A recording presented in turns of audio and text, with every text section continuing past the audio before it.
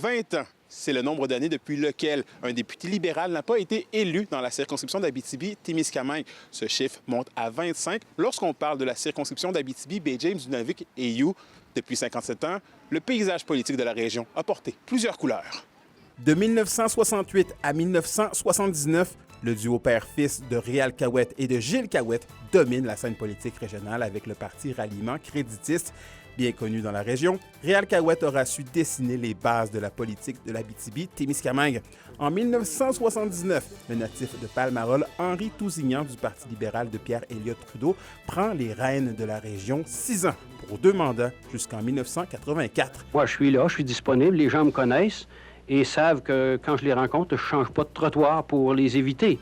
Il est défait en 1984 par le progressiste conservateur et homme d'affaires Gabriel Desjardins, qui, lui, restera en poste pour 2 mandats jusqu'en 1993. Depuis 1993, une véritable histoire d'amour semble s'être écrite entre les Témiscabitibiens et le Bloc québécois.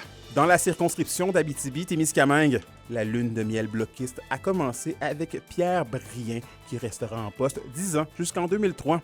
Il sera succédé brièvement de 2003 à 2004 par le libéral Gilbert Barrette du gouvernement éphémère de Paul Martin.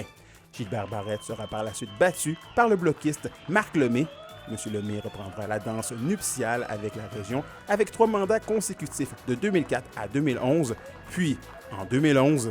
C'est fascinant de voir l'Abitibi-Témiscamingue. C'est la vague orange qui déferle sur le Québec et sur la région. Christine Moore devient la première femme et la première députée du nouveau Parti démocratique à être élue dans la région.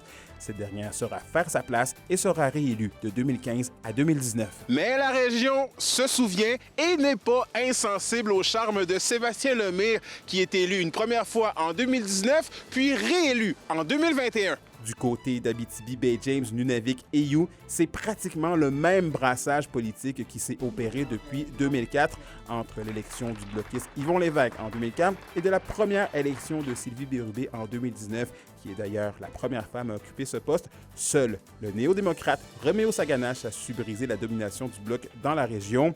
Ce dernier a occupé la fonction de député lors de 2 mandats, de 2011 à 2019. Aujourd'hui, dans la circonscription d'Abitibi-Témiscamingue, on attend toujours un signe de vie des 4 grands partis fédéraux. Seul Sébastien Lemire a confirmé sa candidature. Du côté d'Abitibi-Baie-James, Nunavik et You, seul Sylvie Bérubé et le conservateur Steve Corriveau sont officiellement sur la ligne de départ.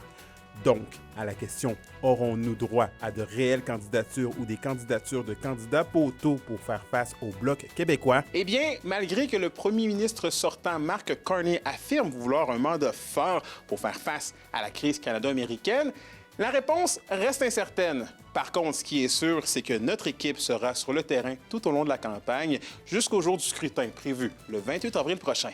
Anthony Dallaire, RNC Nouvelles, Rouyn-Noranda.